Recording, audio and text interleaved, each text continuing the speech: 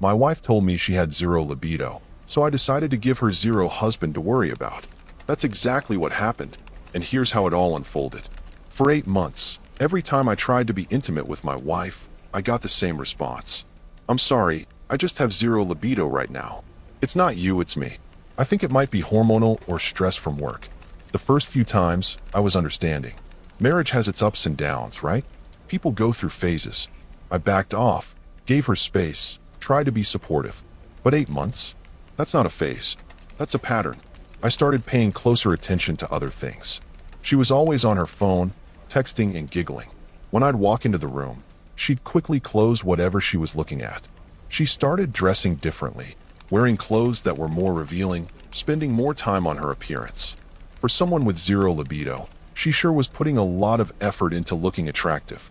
The breaking point came during a barbecue at my buddy's house. I was talking to him near the grill when he mentioned something that made my blood run cold. He said he'd seen my wife at a downtown bar the previous Friday, and she was definitely not acting like someone with no interest in men. He described her laughing, touching some guy's arm, leaning in close during conversation. I hadn't even known she was at a bar that Friday. She told me she was having a quiet night with her sister. That's when I realized I'd been played. The woman who claimed she had zero libido was apparently very selective about where she directed that energy, and it wasn't toward her husband. I didn't confront her that night. Instead, I started documenting everything. Every lie, every excuse, every time she said she was somewhere, but was actually somewhere else. I kept a detailed record of her behavior, her phone habits, her sudden need for privacy. The next week, I suggested we go out for dinner, just the two of us. Maybe some romance would help rekindle things. Her response was immediate and predictable. Honey, I'm just not in that headspace right now. My libido is still zero. Maybe we could just stay in and watch a movie instead. But later that same evening, I watched her spend 2 hours getting ready to go out with her girlfriends. Full makeup, tight dress, heels. For someone with zero interest in attraction or sexuality, she sure was putting on quite a show. I started testing her. I'd mention going to certain places or events, and she'd always have an excuse. But when her friends invited her to the same places, suddenly she was available and excited. The pattern was clear as day once I started paying attention. The final straw came when I found a receipt in her purse. A receipt from a hotel bar downtown. Dated the same day, she told me she was too tired for any physical contact because she'd been working late. The timestamp showed she was at that bar until well past midnight. That night, while she slept beside me, I made a decision. If she wanted to play games, I'd play too. But I'd play to win.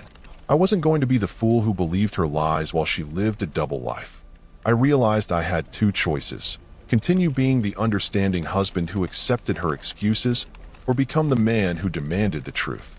The old me might have tried to talk it out, might have believed her explanations, might have given her the benefit of the doubt. But the new me? The new me was done being lied to. If she had zero libido for her husband, then maybe it was time she had zero husband to worry about. The next morning, I woke up with a plan. I wasn't going to confront her with my suspicions. I was going to confirm them. And once I had proof, I was going to make sure she understood exactly what happens when you lie to the wrong man. She had no idea what was coming. But she was about to find out that some games have consequences, and some men don't play around when it comes to respect and honesty in their marriage. The next Monday morning, I made 3 phone calls that would change everything. First call was to a private investigator. Second call was to a divorce attorney. Third call was to my bank. Finding a private investigator wasn't as complicated as I thought it would be. I did my research, read reviews, and found someone with a solid reputation for marital investigations. When I met him at his office, I laid out everything I knew. The lies, the suspicious behavior, the hotel receipt. He listened without judgment and explained how these things typically work.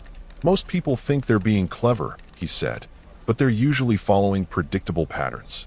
If she's lying about her whereabouts and her interest level, there's probably more to uncover. I hired him on the spot. His job was simple. Follow her, document everything, and get me proof of what she was really doing during all those times she claimed to have zero interest in anything physical. The attorney meeting was even more enlightening. He explained my rights, what evidence would be useful, and how to protect myself financially. If you're going to make a move, he said, make sure you're prepared for every possible outcome. Document everything, secure your assets, and don't let emotions drive your decisions. That's when I realized I needed to get serious about protecting myself. I started by opening a separate bank account at a different bank. I began redirecting my direct deposit there, slowly moving money over several weeks to avoid raising suspicions. I wasn't trying to hide assets illegally, but I wasn't going to be naive about protecting what I'd worked for either. I also started making copies of all our important documents: financial statements, insurance policies, property deeds, tax returns. I kept everything in a safety deposit box she didn't know about. If this was going to get messy, I was going to be ready. The investigator called me 3 days later. "Your wife is definitely not staying home with her sister on Friday nights," he said. "She's been to 3 different bars this week, and she's not going alone. Same guy each time, and they're definitely not just friends." He sent me photos. There was my wife, the woman who claimed she had zero libido, sitting close to another man at a bar. In one photo, his hand was on her thigh. In another, she was leaning in to whisper something in his ear while he smiled. But the investigator wasn't done. "There's more. She's been to his apartment twice this week. Stayed for several hours each time. I have photos of her entering and leaving. Timestamps, everything." I stared at the photos on my phone. This was the same woman who wouldn't even kiss me goodnight anymore because she just wasn't feeling it. The same woman who claimed her libido was non-existent. Yet here she was, clearly very interested in someone else. The attorney had told me to stay calm and collected, to not let emotions drive my decisions. But seeing those photos, I felt something cold settle in my chest. Not anger, exactly. More like clarity. The kind of clarity that comes when you realize you've been played by someone who thought you were too stupid to figure it out. I called the investigator back. "I want everything.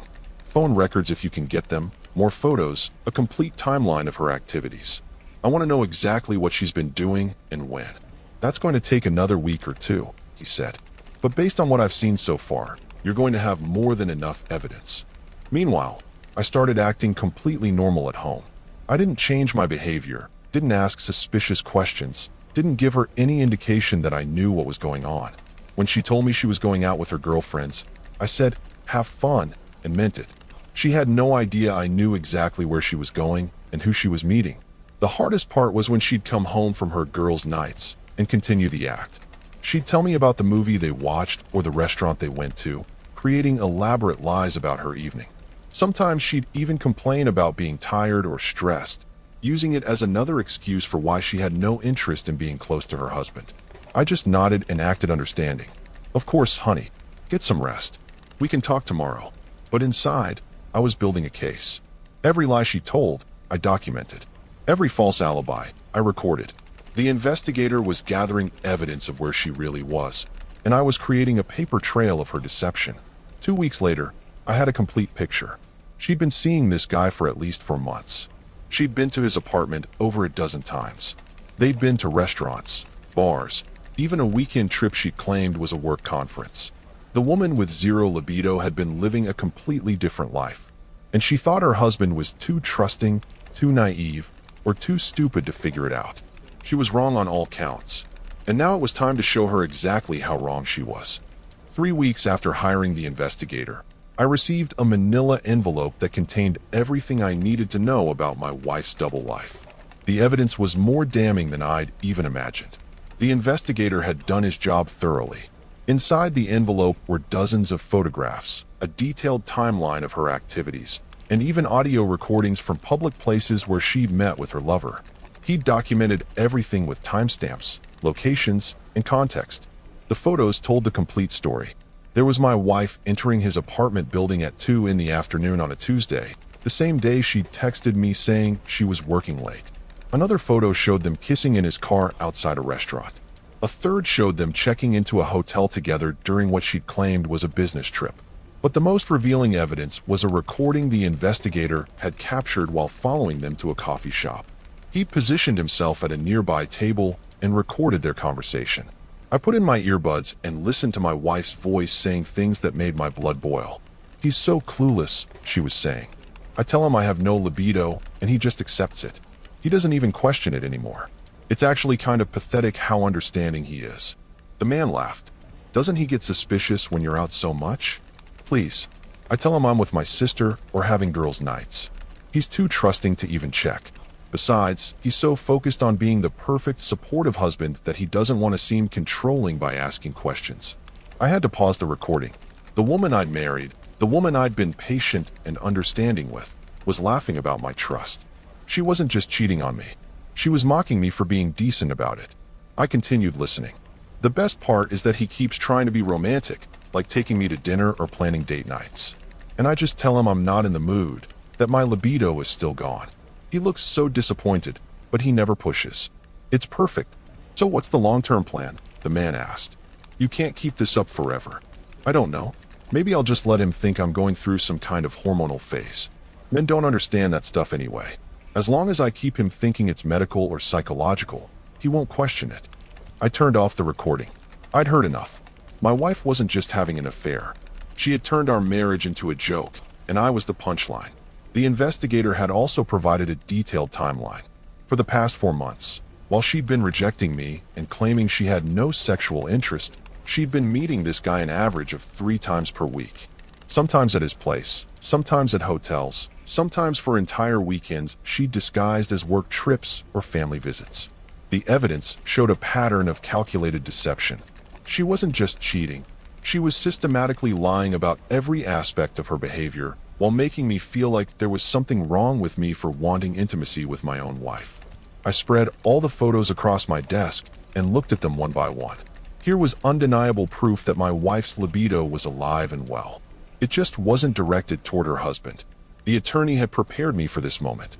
When you get the evidence, he'd said, don't act on emotion. Take time to process it, then make your decisions based on facts and strategy, not feelings. I took his advice. I put everything back in the envelope and locked it in my safety deposit box. Then I went home and acted completely normal. When my wife asked how my day was, I said it was fine. When she told me she was going out with her sister that evening, I said to have fun. But inside, I was planning. I had everything I needed to expose her lies. I had documented proof of her affair, recordings of her mocking me, and a timeline that contradicted every excuse she'd given me for months. More importantly, I had already secured my finances and consulted with an attorney. I was protected legally and financially. She thought she was playing a game where she held all the cards, but she had no idea that I'd already stacked the deck. That night, while she was out with her sister, I reviewed everything one more time. The photos, the timeline, the recordings. I wanted to make sure I understood every detail before I made my move. The woman in these photos looked happy. She was smiling, laughing, clearly enjoying herself. This wasn't someone struggling with medical issues or hormonal problems. This was someone who had made a choice to redirect her energy away from her marriage and toward someone else. And tomorrow, she was going to learn that choices have consequences, especially when those choices involve lying to someone who trusted you completely. I'd been patient, understanding, and supportive for 8 months. I'd accepted her excuses, given her space, and tried to be the perfect husband while she lived a secret life. But patience has its limits, and mine had just run out. I waited until Friday evening. She'd just come home from another one of her girls' nights, and was going through her usual routine of complaining about being tired and stressed. Perfect timing. Hey, can we talk for a minute? I said, sitting down across from her in the living room. I've been thinking about us, about our relationship. She looked up from her phone, probably expecting another conversation about our lack of intimacy. Sure, what's on your mind? I pulled out a folder I'd prepared earlier. Well, I've been concerned about your libido issues. 8 months is a long time, so I did some research on possible causes. Her expression softened, probably thinking I was about to suggest couples therapy or a doctor visit. That's sweet of you to be so understanding. I found some interesting information. I continued, opening the folder. For example, did you know that women with 0 libido typically don't spend multiple evenings per week at downtown bars with the same man? The color drained from her face. She sat up straighter, but I wasn't done. I placed the first photograph on the coffee table between us. It showed her and her lover at a restaurant, his hand covering hers across the table. This was taken last Tuesday, the same night you told me you were too tired for physical contact because you'd been working late. She stared at the photo, her mouth opening and closing like she was trying to find words. I can explain. Please don't. I placed another photo down. This one showed them kissing in his car. This was Wednesday. You told me you were having dinner with your sister that night. I continued placing photos methodically, each one contradicting a specific lie she'd told me. Her breathing was getting faster, and I could see panic setting in. "Where did you get these?" she finally managed to ask. "From a private investigator I hired 3 weeks ago. Turns out, women with zero libido don't usually check into hotels with men who aren't their husbands." I placed down the hotel photos. Her face went completely white. "But the really interesting part," I said, pulling out my phone, "was this recording from the coffee shop on 5th Street. I played the audio clip where she was laughing about how clueless and pathetic I was for believing her lies. Her own voice filled the room, mocking my trust and calling me too stupid to figure out what was happening. She looked like she was going to be sick. "You recorded me?" "I didn't record you. You recorded yourself by having private conversations in public places. The investigator was just documenting your activities." I leaned back in my chair and watched her process everything. She was realizing that I knew about all of it. Every lie, every excuse, every time she'd made me feel like I was asking for too much by wanting intimacy with my own wife. "How long have you known?" she whispered. "Long enough to consult with a divorce attorney and separate our finances. Long enough to document every lie you've told me for the past 4 months. Long enough to protect myself from whatever game you thought you were playing." She started crying, but I wasn't moved. These weren't tears of remorse. These were tears of someone who'd been caught. "It's not what you think," she said. "It didn't mean anything. I was just confused about our relationship and—" "Stop." My voice was calm but firm. "Don't insult my intelligence any further. I have 4 months of evidence showing exactly what this meant to you. I have recordings of you laughing about how easy it was to manipulate me." She tried a different approach. "We can work through this. We can go to counseling. I'll end it with him right now." I almost laughed. "You think this is about him? This isn't about some guy you're sleeping with. This is about the fact that you turned our marriage into a joke and made me the punchline." I stood up and gathered the photos. "You told me you had zero libido. You made me feel like there was something wrong with me for wanting physical intimacy with my wife. You used my trust and understanding against me while you lived a completely different life." "Please," she said, reaching for my arm. "I made a mistake. I can fix this." I pulled away. "You didn't make a mistake. You made a choice. Every lie was a choice. Every time you rejected me while you were seeing him was a choice. Every time you mocked my trust was a choice." She was sobbing now, but I felt nothing. The woman crying in front of me wasn't the woman I'd married. The woman I'd married wouldn't have been capable of this level of deception. "What happens now?" she asked. "Now you get to experience what zero husband looks like. You wanted to keep your lover while having a husband who paid the bills and asked no questions. But you can't have both." I walked toward the door, then turned back. "The attorney says I have everything I need for the divorce. The financial accounts are already separated. Your lover can start helping with the bills since he's been getting the benefits." "You can't just leave," she said, standing up. "This is my house too. Actually, it's not. Check the deed. It's in my name only, bought before we got married." The attorney made sure I understood exactly what's mine and what's ours. The look on her face was pure shock. She'd thought she was playing a game where she held all the power, but she'd never bothered to understand the rules. "I trusted you completely," I said. "I believed every excuse, every lie, every reason why you couldn't be intimate with your own husband. I gave you patience, understanding, and support while you made a fool out of me. I opened the door. But you made one critical mistake. You underestimated the man you were lying to. Some people are easy to manipulate. I'm not one of them." I didn't leave that night. Instead, I sat back down and watched her scramble to save a situation that was already over. It was fascinating to see someone who'd been so confident in her deception suddenly realize she had no power left.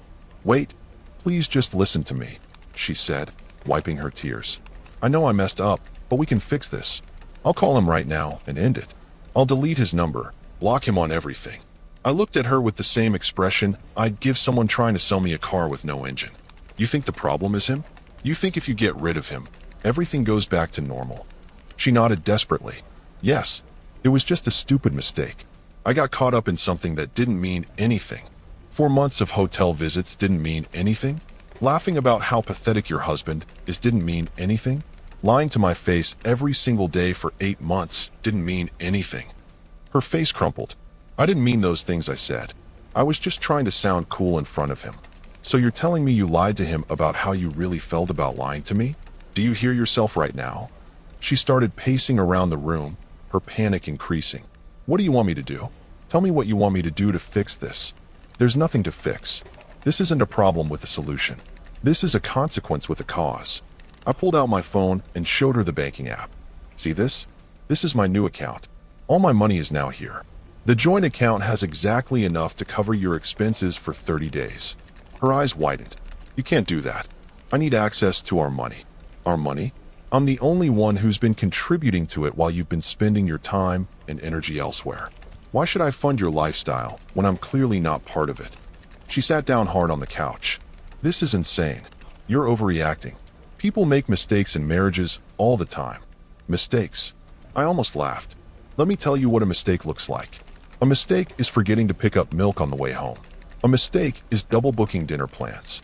What you did was create an elaborate alternate reality where you had a different life with a different man while using me as your financial security.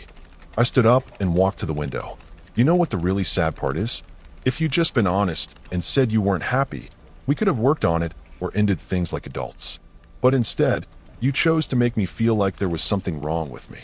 I never said there was anything wrong with you, she protested. You didn't have to say it. Every time you rejected me and claimed you had no libido, you were implying that my desire for intimacy with my wife was unreasonable. Every time you acted like physical affection was a burden, you were making me feel like I was asking for too much. She was quiet for a moment, maybe finally understanding the psychological damage she'd caused. How long have you been planning this? She asked quietly. Planning what? The investigation? The financial protection? The divorce? I turned back to face her. I started planning the moment I realized you were lying to me. See, that's the difference between us.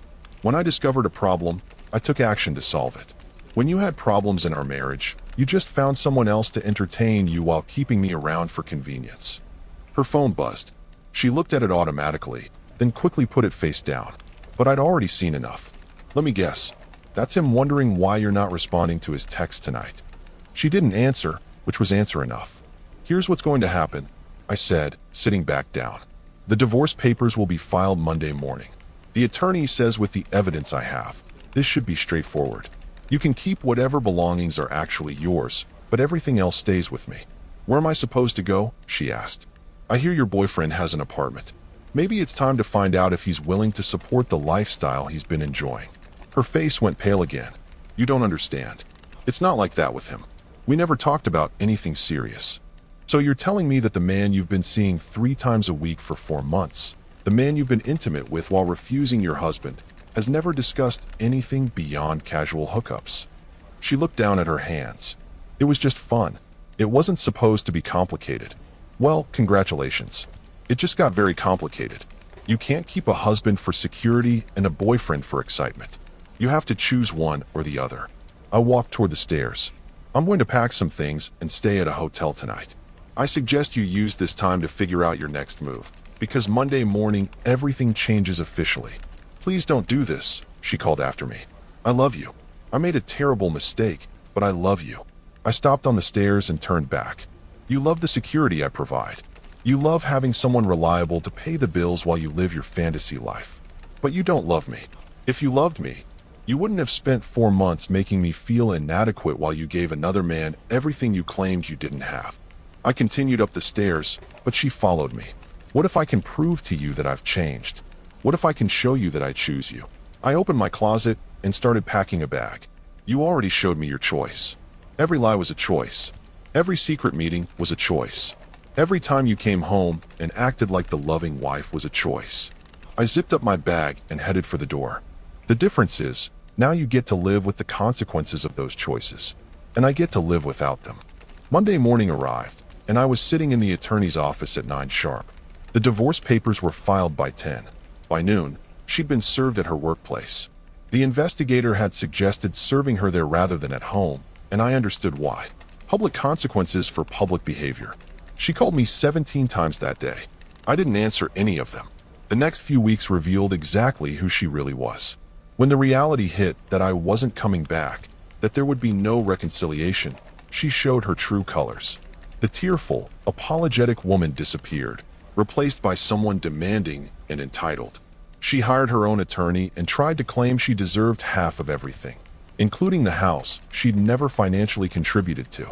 Her lawyer quickly explained that adultery with documented evidence wasn't going to help her case, especially when combined with proof that she'd been financially dependent while conducting her affair. The best part came when she tried to get temporary spousal support. The judge looked at the evidence, including the recordings of her mocking me for being supportive, and denied her request. Apparently, judges don't look favorably on people who abuse their spouse's trust while demanding financial support. Meanwhile, her relationship with her lover imploded within 2 weeks. Turns out, he wasn't interested in a full-time commitment or helping support someone financially. He'd been enjoying the excitement of an affair with a married woman, but when she became available and needy, he disappeared faster than her fake libido excuses. She tried reaching out to me through mutual friends, claiming she'd learned her lesson and wanted to work things out. I made sure everyone knew exactly what had happened, not out of spite, because I wanted people to understand who they were dealing with if she tried to manipulate them too. The divorce was finalized in 6 months. She got her personal belongings and her car, which she was making payments on. I kept the house, my retirement accounts, and my dignity. The settlement was exactly what the evidence supported, nothing. 3 months after the divorce was final, I ran into her at a grocery store. She looked different, tired. She tried to approach me, but I kept walking. She called my name, but I had nothing left to say to her. Later, I heard through mutual friends that she was struggling financially and had moved back in with her parents. The woman who'd spent months living a double life had discovered that choices have consequences, and fantasy lives eventually collide with reality. Meanwhile, my life improved dramatically. I'd forgotten what it felt like to come home to a peaceful house where I didn't have to wonder what lies I was being told. I'd forgotten the relief of not having to question my own worth because someone was rejecting me while pretending it was a medical issue. 6 months after the divorce, I met someone new. Someone who was honest about her feelings, direct about her needs, and who didn't think marriage was a game where one person gets everything while the other gets excuses. The difference was remarkable. When this woman said she was tired, she was actually tired. When she said she was going out with friends, she was actually with friends. When she said she loved me, her actions matched her words. It made me realize how much damage my ex-wife had done, not just with her affair, but with the constant lies and manipulation. Living with someone who lies to you every day changes you. It makes you doubt your instincts, question your worth, and accept treatment you should never accept. But it also taught me something valuable. Trust isn't just given, it's earned. And when someone breaks that trust, especially in such a calculated way, they don't deserve a second chance to do it again. People ask me if I regret how I handled the situation, if I think I was too harsh, too cold, too unforgiving. My answer is always the same. I gave her 8 months of patience, understanding, and support while she lied to my face and mocked me behind my back. She had every opportunity to be honest, to work on our problems, or to end things respectfully. Instead, she chose deception, manipulation, and cruelty. She chose to make me feel inadequate while she gave another man everything she claimed she didn't have. She chose to turn our marriage into a joke where I was the only one not laughing. So when she claimed she had zero libido, I gave her exactly what she asked for: zero husband to worry about. She wanted to live like a single woman while having the security of a married one. But you can't have both. Some people might call what I did calculated or cold. I call it justice. She played a game where she thought she held all the cards, but she never considered that her opponent might be playing a different game entirely. In the end, she got exactly what she'd been working toward: complete freedom to pursue whatever relationships she wanted without a husband getting in the way.